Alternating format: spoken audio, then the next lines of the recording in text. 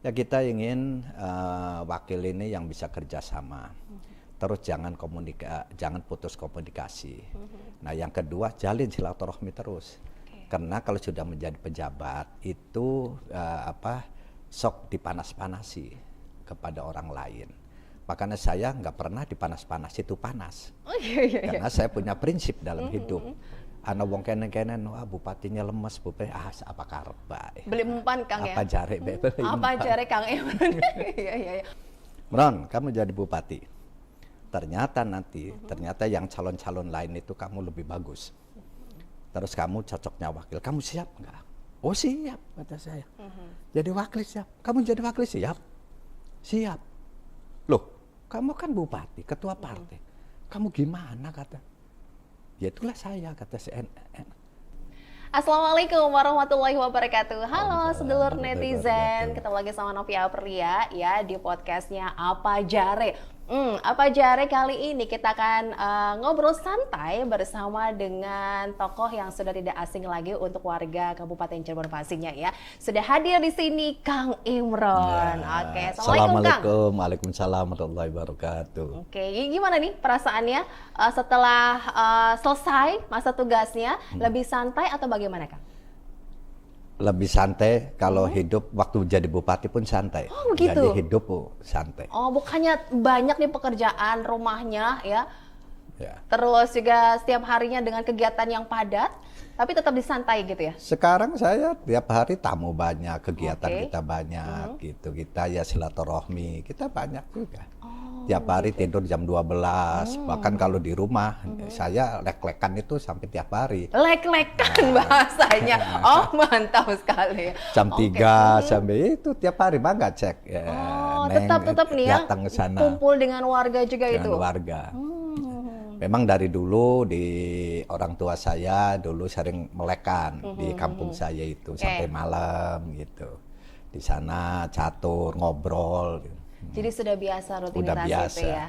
Ini kumpul-kumpul yang berbobot atau bagaimana nih? Karena ini jelang untuk pilkada nanti nih. Dari dulu sebelum mau pilkada sudah terbiasa kumpul. Sudah terbiasa. Oh, begitu. Jadi masyarakat kita kumpul jam 3 pulang, nanti tahajud, pulang sampai subuh baru tidur. Oh gitu, ini udah lama juga nih nggak ngobrol sama Kang Imron. Kita dulu punya program ya Kang ya, ada Nok Novi Kang Imron. Sekarang kita ngobrol lagi ya. Ini ngobrolnya ini persiapan Kang Imron ini sebagai Ketua DPC PDIP Kabupaten Cirebon untuk Pilbub Cirebon. Bagaimana nih Kang? Ya kalau persiapan pertama persiapan formal dan persiapan non formal. Apa aja tuh? Kalau yang formal ini kan ada KPU. Tahapan KPU kita ikuti tahapan itu. Nah persiapan non formalnya kita dari struktur partai, dari DPC, PAC, ranting dengan anak ranting kita ngobrol bareng. Itu ngobrol bareng kita bagaimana nih skenario yang akan kita laksanakan, bagaimana ini dengan masyarakat, bagaimana ini di sana ini di daerah A apa, di daerah B ini apa. Berarti sudah menyusun strategi nih Kang Imron? Ya duduk strategi. Ya biasa dolan. Dolan. Iya. Oke, tapi dengan mendekati nanti pilkada ini kan pastinya sudah punya strategi khusus dong untuk bisa merebut hati warga Kabupaten Cirebon. Kalau strategi saya nggak bisa ini strategi. Ya bagikan air mengalir aja. Oh begitu. Kalau orang pinter, orang politisi pakai strategi taktik segala macam kita sih biasa baik. Mengalir saja. Mengalir saja. Kayak pusing ya pakai taktik segala macam. Oke, ini sesuai dengan Bapak juga memang melihatnya santai, tapi terukur, terarah ya Kang. Hidup ini harus dimanage hatinya. Orang lain mengatakan santai, apa sih ukuran santai? Yang kita kerja. Kerja itu ada kerja otak, ada kerja mulut, ada kerja tenaga. Nah, kita sebagai orang partai, kita sebagai di masyarakat harus mulut, otak dan tenaga. Oh, semua sinkron ya harus. Kan kita harus ngatur nih bagaimana Cirebon supaya kita nggak kalah dengan kabupaten lain, baik ekonominya, baik itu SDM-nya, kesehatannya. Apa kelemahan di kita, apa kelebihan di kita. Okay. Nah itulah. Memang kelemahan kita tuh apa sih Kang? Nah, untuk wilayah Kabupaten Cirebon ini. Misalkan, ini sudah pengalaman juga 5 tahun ke belakang ini kan? Ya tergantung daerahnya, kan beda-beda. Ada yang SDM-nya, terutama SDM kita perlu. Sebab dengan adanya ilmu, orang itu akan bisa bagaimana kesehatan, bagaimana kehidupan.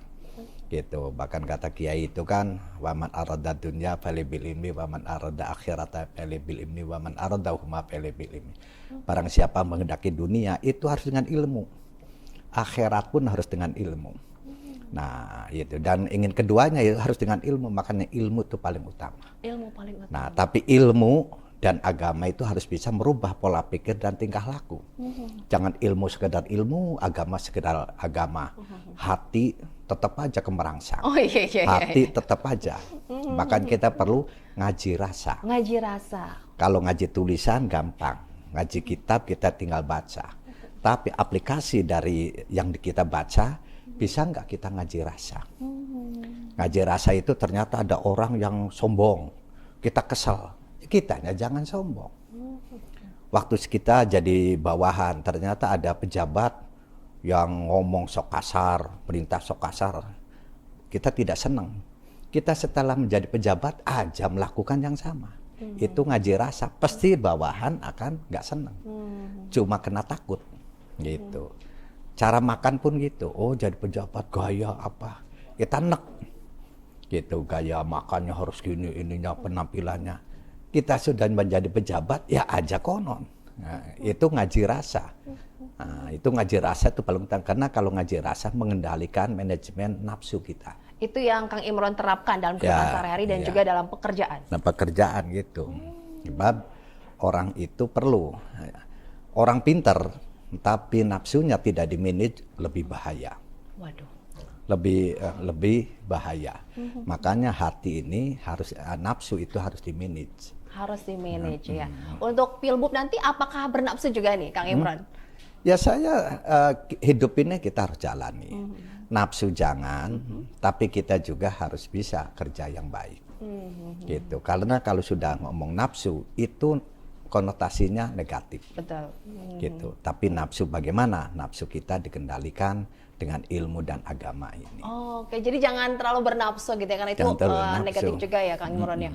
Oke deh. Ya, kita kembali lagi nih ya terkait dengan pencalonan Kang Imron di Pilbub Cirebon ini ya. Yeah. Oke, sedang persiapan pastinya. Oke, ini pendekatan dengan partai politik lainnya, menjalin silaturahmi koalisi. Kita tahu juga kemarin sudah ada pendekatan nih, sedang berusaha mendekat. Komunikasi dengan partai lainnya bagaimana? Ya, saya silaturahmi. Saya ke partai lain, kemarin ke Gerindra, kita ngobrol. Saya tawari, yuk kita ini karena pilkada, itu kan ada sistem dan ada yang akan dipilih. Apa kita jadi bupati, Gerindra wakil, atau Gerindra jadi bupati, kita wakil. Mau tak gitu? Ya, mau Pak. Gitu. Akan bisa ngobrol gitu. Maka kita silaturahmi. Nanti hari apa kita ke partai lain gitu, ke Golkar, kemana. Jadi kita ini pilkada kan sistem negara kita. Tapi kita sebagai orang politisi ini, kita jangan menjadi contoh kepada masyarakat bahwa politisi itu adalah cuma ribut terus. Bertengkar. Kita berbeda silakan. Maka saya kemarin ke Gerindra, lamun bisa ayo bareng. Tapi lamun beli bisa, ya kita bareng-bareng batur baik. Di waktu bersaing, di waktu kita sebagai manusia kita bareng-bareng. Gitu. Kemarin saya nawari, sok jadi wakil atau jadi bupati. Lalu gitu. Komentar dari partai tersebut bagaimana kan? Belum ada komentar gitu ya? Belum ada kejelasan. Belum ada, nanti ya yang namanya hidup kan kita jalani aja. Nanti silaturahmi lagi gitu. Oke. Tapi peluangnya bagaimana untuk berkoalisi dengan Kim, Koalisi Indonesia Maju itu? Ya mudah-mudahan aja. Saya walaupun itu partainya partai paling besar, tapi aja sombong. Kita tetap silaturahmi apa gitu. Maka kita ngajak kepada pengurus-pengurus partai, yuk kita silaturahmi. Gitu. Beda partai, tapi kita kebersamaan. Karena tujuan partai adalah untuk membangun. Membangun itu tidak bisa untuk sendirian, tapi harus bersama-sama. Iya. Gitu. Oke, tapi ngomong-ngomong kalau Kang Imron sendiri pun oke kan, ini kan apa ya, sudah partai besar, kemudian sudah dikenal juga oleh warga Kabupaten Cirebon. Bagaimana nih peluang sendiri nih kalau misalkan memang nanti dipercaya lagi oleh warga Kabupaten Cirebon? Ya kalau memang dipercaya lagi saya ucapkan terima kasih, tapi ya harus bareng-bareng. Karena membangun daerah itu tidak bisa sendirian, tidak bisa. Bupati itu yang ada konsep membangun secara garis besar. Nah, tapi dari konsep itu dilaksanakan oleh para pejabat dari sekda, wakil, sekda, dan sampai RT RW dan juga masyarakat. Itu baru akan sukses, baru akan ini. Sehebat apapun visi misi bupati, kalau masyarakatnya tidak melaksanakan, cuma jargon aja yang hebat-hebat. Gitu. Kalau visi misi semua bupati, gubernur punya visi misi pasti pembangunan apa yang bagus. Saya pun visi misinya juga bagus. Dan itu sering dikemukakan oleh masyarakat. Yang masyarakat itu kalau setelah sholat itu pasti minta itu. Makanya visi misi saya itu Robbana atina fid dunya hasanah wa fil akhirati hasanah wa qina adzabannar. Dunia yang baik, akhirat yang baik. Kan tujuan manusia kan gitu. Dan terhindar dari api neraka. Sudah dapat surat tugas itu tuh boleh dijelaskan juga, surat tugas itu sama dengan rekom kan? Atau bagaimana? Belum. Kalau surat tugas ini masih bersifat belum final. Belum final. Nah, surat tugas laksanakan nanti gitu, sok partainya siapa, koalisinya dengan siapa, wakilnya dengan siapa dikaji. Setelah itu nanti di PP dikaji, baru nanti surat rekom. Saya pikir sudah final tuh ya untuk rekom itu kan, dari DPP PDIP kan sudah tuh ya Kang Imron dapat surat tugasnya. Jadi belum final ya. Baru tugas saja. Tugas itu kalau tidak benar ya bisa saja dipotong di jalan. Oh gitu. Iya. Dalam masa mencari pasangan ya, mencari wakil nih ya, atau versinya Kang Imron lah ya. Ini yang seperti apa sih? Ya kita ingin wakil ini yang bisa kerjasama. Terus jangan putus komunikasi. Nah yang kedua jalin silaturahmi terus. Karena kalau sudah menjadi pejabat itu sok dipanas-panasi kepada orang lain. Makanya saya nggak pernah dipanas-panasi itu panas. Karena saya punya prinsip dalam hidup. Ana wong kene-kene bupatinya lemes, bupati apa karep bae. Beli mempan Kang ya. Apa jare Apa jare Kang Imron. Iya. Oke, jadi enggak ini ya, dipanas-panasin juga tetap aja adem. Enggak. Nah, itulah ilmu otak itu harus dengan ilmu. Kendalikan. Kalau ada orang yang konsepnya bagus, bahkan nyanjung kita, jangan besar kepala. Kalau ada yang kritik kita, nyelekan kita, jangan kecil hati. Delengaken bae. Gitu. Justru saya kalau ada orang yang tidak senang, saya itu paling senang, Bu. Kok gitu? Iya. Kan kadang kita kepikiran, apa ya yang bikin orang itu nggak suka sama kita? Nah, itulah nanti kita lebih dekat kepada Allah. Oh, kalau ada orang tidak senang, saya kalau ada orang tidak senang, saya sangat senang. Karena itu salah satu ngerem nafsu kita. Oh, itu. Berarti kita apa yang diolehkan kita itu ya kita jangan melakukan. Iya. Nah, tetapi kalau cuma itu sekedar fitnah, ya delengaken bae. Itu jadi bahan introspeksi diri kita gitu ya, Kang. Itulah. Justru kalau kita ada orang yang gak baik ke kita cepat memaafkan. Kalau kita salah, kita memaafkan. Itu. Jadi ya enak-enak wae hidup. Santai aja. Gak terlalu dipusingkan juga itu Kang? Gak perlu dipusingkan. Makanya politik dunia itu jangan masuk hati. Oh ya? Tapi masuk otak aja. Nah, jangan baper juga gitu ya Kang ya? Kalau masuk hati nanti ke orang tuh pusing terus. Oh iya.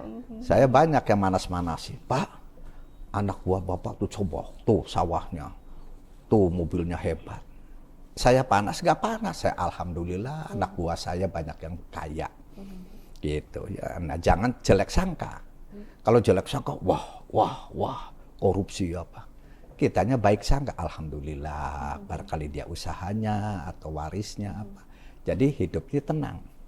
Jadi pimpinan, kalau kitanya jelek sangka terus kepada orang, pada yang ada pusing terus nanti. Yang lain sudah menjadi bupati, menjadi pimpinan di jabatan di mana, Yang ada malah tambah gersang hatinya. Pusing we terus yang Pusing ada. we terus ya. Oh, itu juga bisa jadi pelajaran untuk kita nih Kang Imron ya. Iya. Santai, jangan Santai. berburuk sangka, suuzon baik. Sudon aja. Makanya sering ya dianggapnya saya itu ditipu. Kalau orang lain ngerasa nipu, kalau kitanya tidak merasa ditipu, kan tenang-tenang aja. Ditipu apa nih Kang? Dalam hal apa nih? Ya kan seperti gini, ada orang datang, Pak saya KTP-nya kecopetan. Ini enggak, saya mau pulang ke Bogor, itu ada. Pas kata saya, Pak jangan Pak, itu bohong itu, pasti nipu.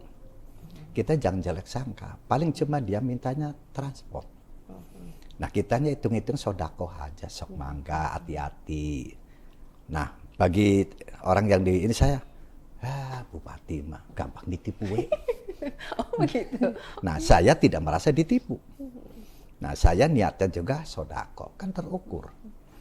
Nah orang semacam kalau memang itu benar, kan pasti dia aja supaya barokah. Oke, kalau pengalaman dulu Bapak nih ya, atau gimana nih Pak? Iya. Ya, banyak pengalaman gitu. Kalau dia tidak benar, pasti tidak ini dapat 150, 200 dia. Nggak barokah gitu. Nggak barokah gitu. Jadi santai aja saya. Oh begitu. Gitu. Oke deh, santai saja dalam menjalani hidup, terus juga dalam pekerjaan, tapi sesuai dengan target ya Pak? Ya. Ya itulah prinsip harus kita kerja ini. Bukan berarti santai itu malas, nah kerja otak. Pimpinan itu kerja otak. Kalau orang macul kerja tenaga. Gitu, itu harus beda-beda. Makanya capeknya otak dengan capeknya tenaga lebih berat capek otak. Kalau otaknya kita dengan nafsu. Kalau orang macul capeknya tenaga, begitu istirahat tidur selesai. Tapi otak, kalau kitanya otaknya itu capek kena nafsu, tidur aja tidak bisa, nggak tidur. Nggak tenang. Nggak tidur. Mikir aja. Kalau saya itu kalau kerjanya otak, ya pakai jangan masuk hati. Waktunya tidur aja saya. Manfaatkan waktu ya. Gitu. Ngomongin soal otak juga, apakah ini berpikir dengan otak juga, kerja otak juga dalam mencari pasangan nanti di hidup? Bagaimana? Iya. Jadi kita ini hidup ini harus dengan otak ilmu. Kita ngajak ayo lo. Nah, mudah-mudahan kalau kita sedang ikhtiar ada jodoh. Ada jodoh. Udah ketemukah atau sudah ada yang kayaknya oke nih untuk nanti berduet gitu Kak? Ya kita gitu. Kita ngelamar jodoh mudah-mudahan. Oh, lagi dalam tahap mencoba.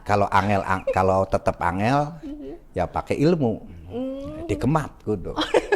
Waduh, kasus nih ya dikemat ya. Oh, ini belum ada yang nyantol nih Kang?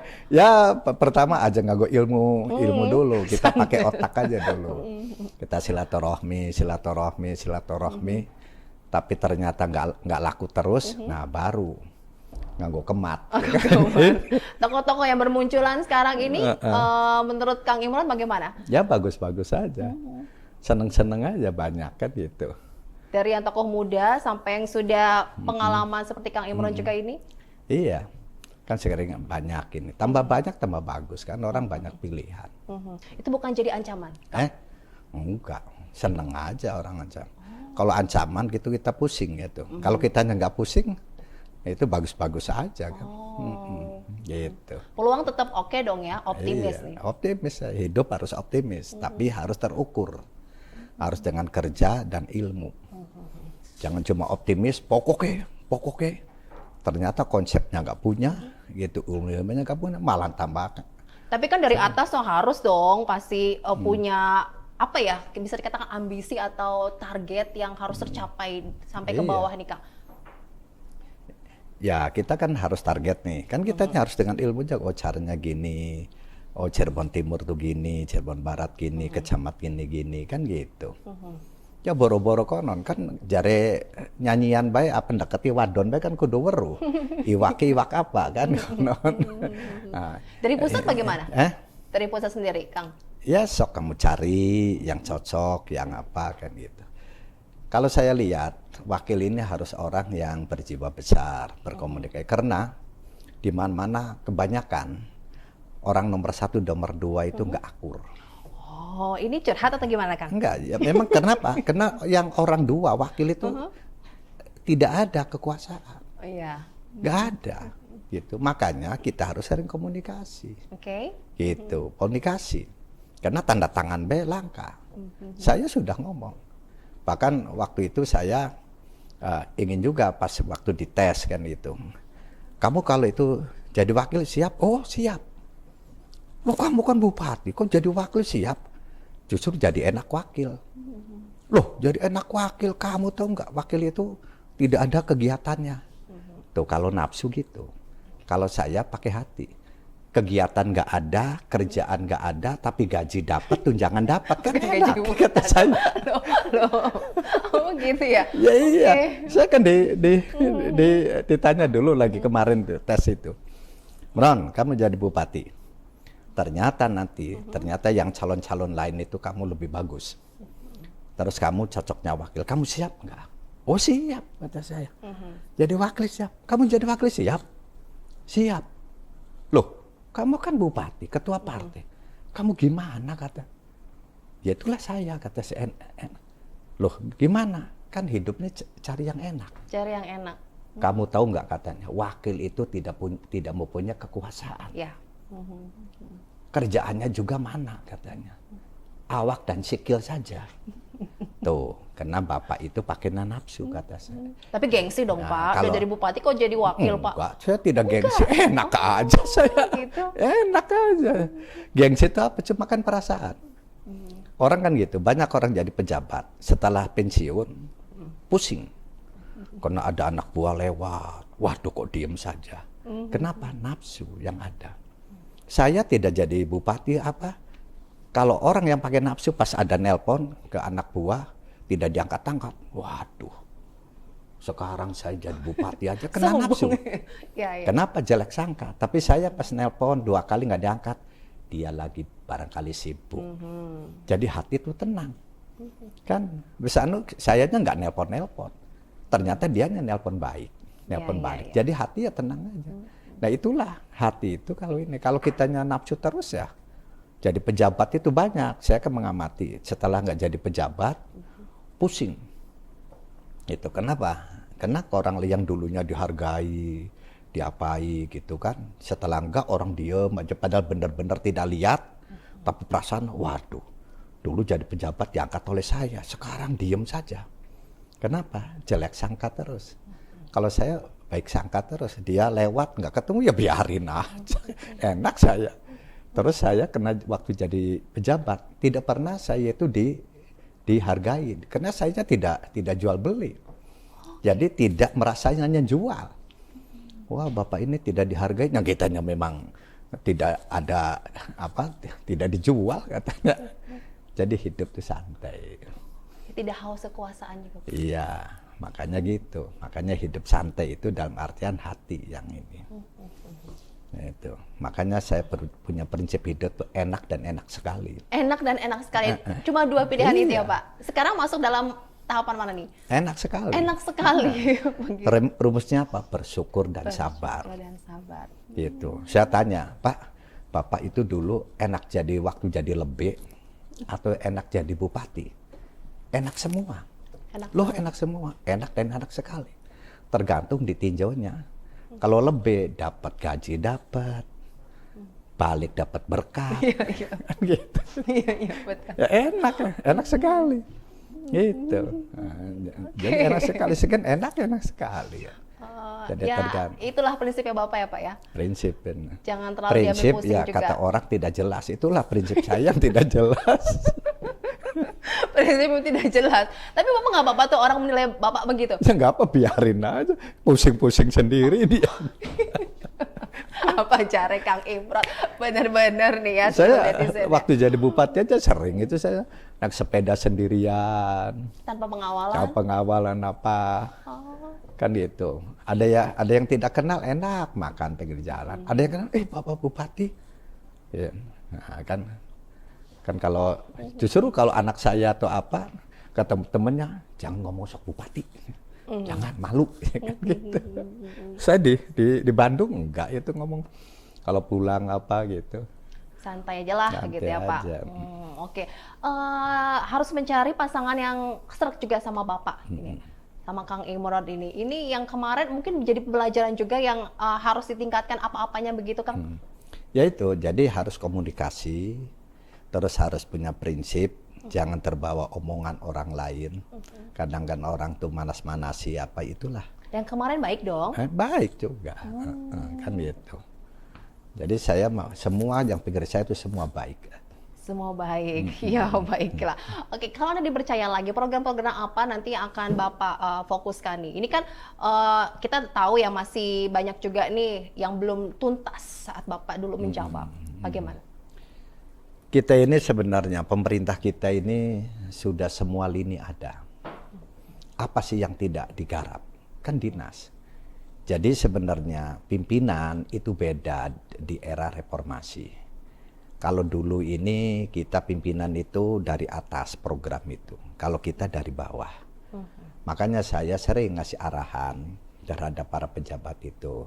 Kita menjadi pimpinan itu harus tahu zaman dan disesuaikan dengan kondisi pada zamannya. Dulu saya jadi pejabat zaman Orde Baru, kan gayanya beda. Gitu kan, gayanya beda. Sekarang zaman reformasi. Nah kalau zaman waktu Orde Baru, bawahan ini sering minta petunjuk terhadap atasan, minta petunjuk. Kalau sekarang jangan minta petunjuk. Saya ke anak buah, kamu jangan harapkan minta petunjuk. Tapi justru Anda harus mempunyai konsep. Bidang Anda apa, konsepnya apa untuk kemajuan itu. Nah itulah saya gitu. Jadi kita mengembangkan semua dinas-dinas itu, dikembangkan tugas dan fungsinya. Beda kalau zaman zaman kerajaan, fungsi pimpinan itu sangat dominan. Kita ini zaman reformasi, ada DPR, ada dinas-dinas. Nah itulah kita yang harus bisa mengembangkan tugas dan fungsinya masing-masing. Saya sering mengarahkan, apabila itu kali itu untuk kepentingan umat, laksanakan dengan baik. Nah makanya akan bisa maju. Dan kita ini prinsipnya juga harus pasbiqul khairat, berlomba-lomba dalam kebaikan. Kalau Indramayu bisa, ternyata kita masih ketinggalan, kita harus bisa. Saya doktrin ke itu, karena kata orang berpendidikan, apabila Anda punya anak, kalau anak ini supaya kreatif dan berinovasi, jangan terlalu ditekan. Jangan ditekan. Nah, kalau ditekan anak itu nurut, tapi nanti tidak kreatif. Maka saya kepada dinas-dinas tidak ditekan, sok sirabai. Nah itulah. Tapi kan balik lagi ke puncak pimpinan, pimpinannya itu bagaimana? Nah pimpinan ini kan yang mempunyai visi misi. Nah visi misi ini lalu dijalankan kepada dinas-dinas terkait. Itulah konsep di era reformasi, di era zaman globalisasi. Itu kita itu harus gitu, dinas ini jalan. Makanya dinas itulah paling dominan. Cuma kalau gagal, kalau nggak sukses, citra bupati yang jelek.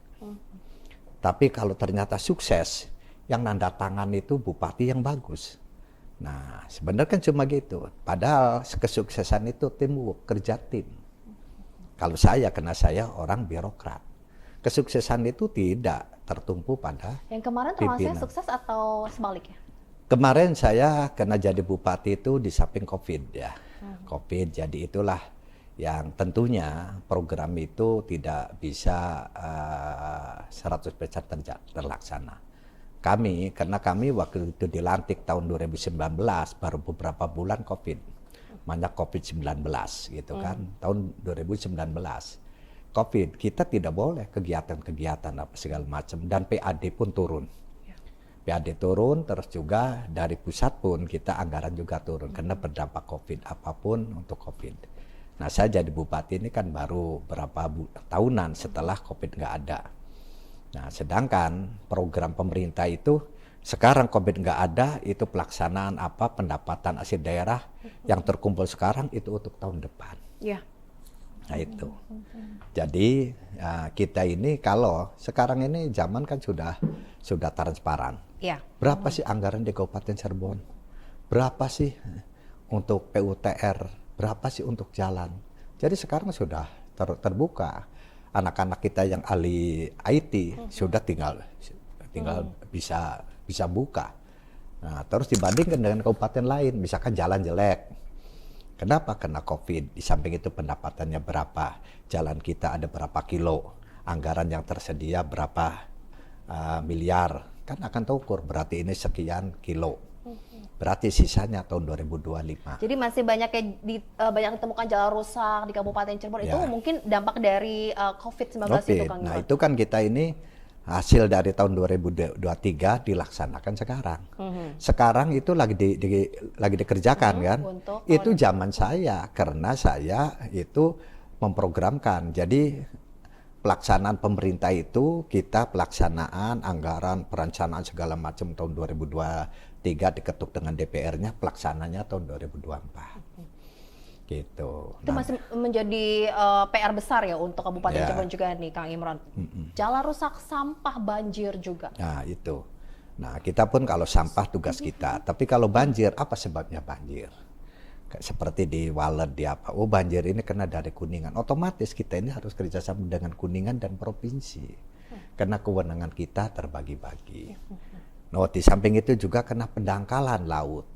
Karena kita lari ke laut, lautnya juga dangkal, dan juga sungai-sungainya itu dangkal. Di sana wewenangnya BPBS, maka kita harus koordinasi.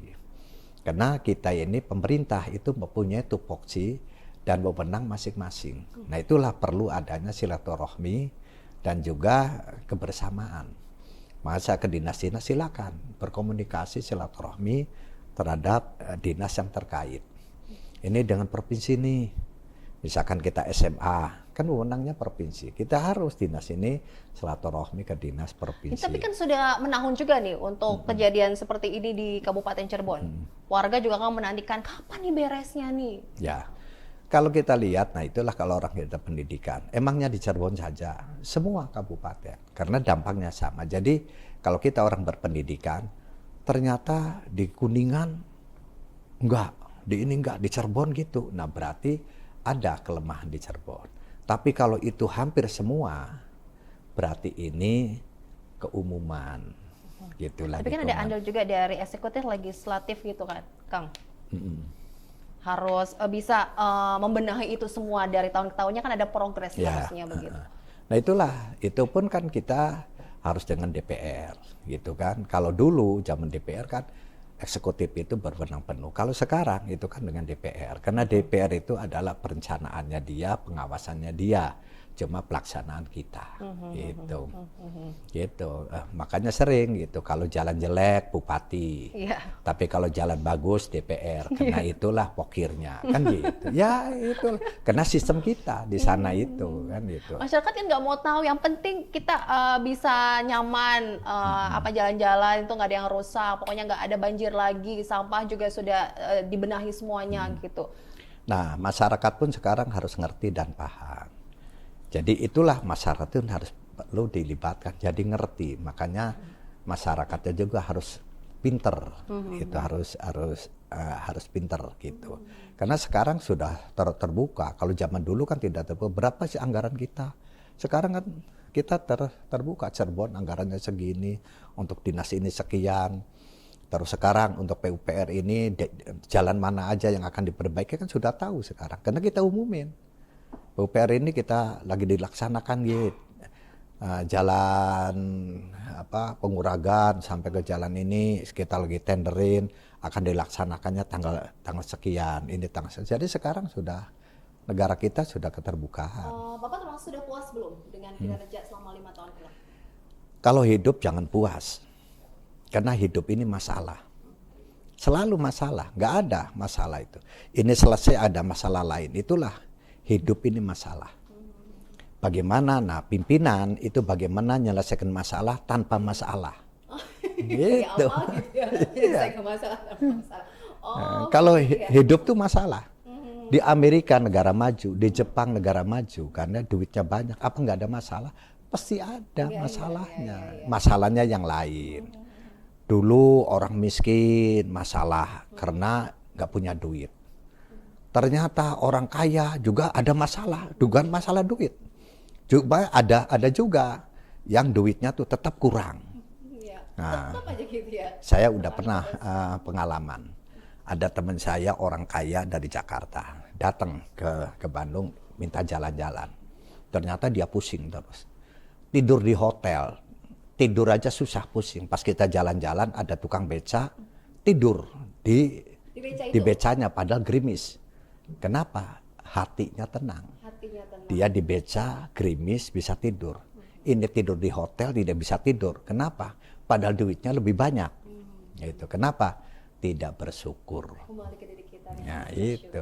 Jadi nanti yang Kang Imron terapkan sebagai incumbent juga nih peluangnya kan lebih besar pastinya. Jadi kalau ditanya, apakah saya puas sebagai pimpinan 5 tahun? Jangan puas. Karena kalau puas nanti otak itu tidak berjalan. Karena sudah terbuai. Wah, sudah ini.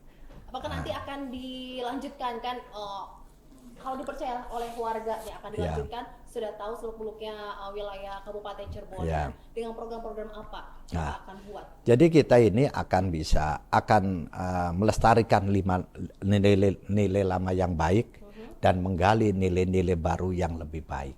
Itu prinsip saya gitu. Prinsip apa itu? Iya, jadi prinsip memimpin melestarikan nilai-nilai lama yang sudah baik, dilestarikan. Tapi kita menggali nilai-nilai baru yang lebih baik. Oh, ternyata jalan kita perbaiki. Setelah baik kita dipelihara, nanti ada lagi yang lain masalahnya apa. Nah, kita perbaiki lagi terus. Itulah fungsinya pemimpin. Fungsinya pemimpin. Itu jadi kunci sukses Bapak juga nih, Kang Imron. Apa? Bersyukur, tidak terlalu bernafsu. Iya. Itulah hidup juga santai, tapi terukur. Makanya cocok apa jare, sesuai dengan episode kali ini apa jare Kang Imron ya. Ada pesan yang ingin sampaikan kepada warga Kabupaten Cirebon untuk pelaksanaan pilkada? Ya, kami mengharap kepada seluruh masyarakat Kabupaten Cirebon untuk pilkada ini bahwa mangga masyarakat harus ikut serta. Pilkada, Bapak yang tentukan calonnya siapa, silakan yang lebih baik. Yang lebih baik, kalaupun ada yang beda, jangan sampai bertengkar. Kalau yang ada yang berbeda, jangan musuhan. Kita sama-sama gitu. Asal diniati, misalkan nyoblosnya Kang Imron ikhlas, dapat pahala gitu. Kode kode contoh misalnya. Tipis-tipis lah, mau menuju ke arah sana Kang Imron ya. Oke, ajak kelalen gitu ya. Betul gitu Kang. Oke deh. Terima kasih banyak Kang Imron sama-sama. Hadir di Apa Jare edisi kali ini ya, spesial Apa Jare Kang Imron. Semoga lancar. Amin. Sukses selalu, sehat juga. Amin. Kita ketemu lagi. Ya. Insya Allah dipercaya oleh warga ya. Amin. Kita duet lagi. Iya. Amin, siap ya. Terima kasih untuk Anda sudah menyaksikan Apa Jare, semoga bermanfaat dan sampai jumpa. Amin.